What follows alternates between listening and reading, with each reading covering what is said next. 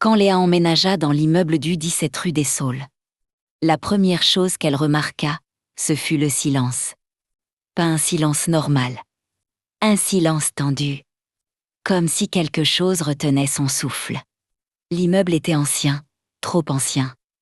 Les murs suintaient l'humidité et l'odeur. Une odeur de cave, de moisissure, et parfois, très brièvement, de chair brûlée.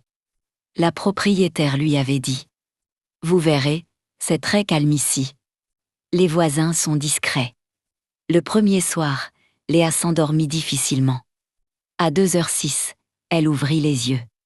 Quelqu'un était debout dans sa chambre. Pas une silhouette claire. Juste une forme plus sombre que l'obscurité, immobile, à côté de l'armoire. Léa n'osa pas bouger. Elle se répéta que c'était un rêve, que si elle fermait les yeux. La chose respira.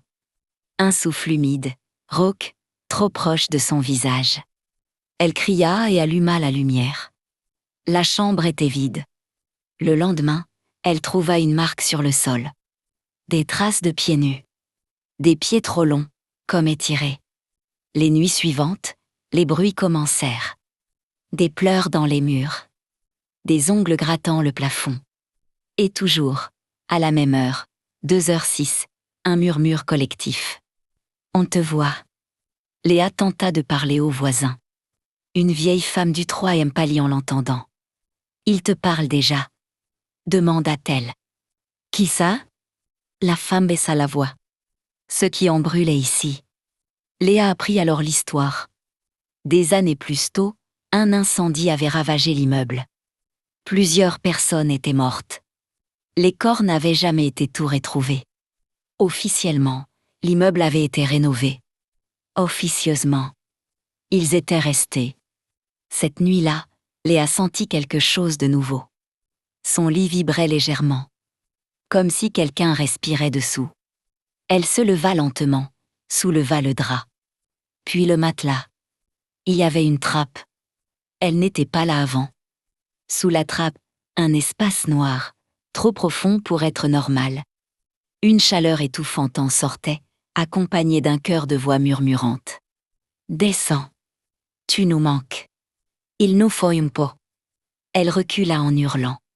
Mais la porte de la chambre se ferma brutalement. Les murs commencèrent à noircir, à se fissurer, laissant apparaître quelque chose dessous.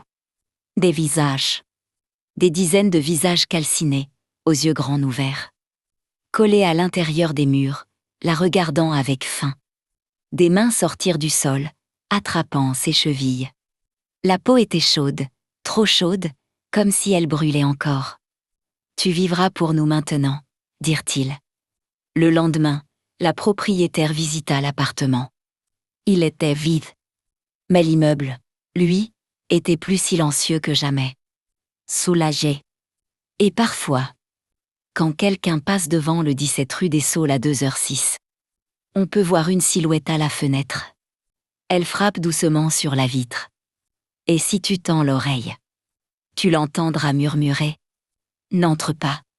Ils sont encore là,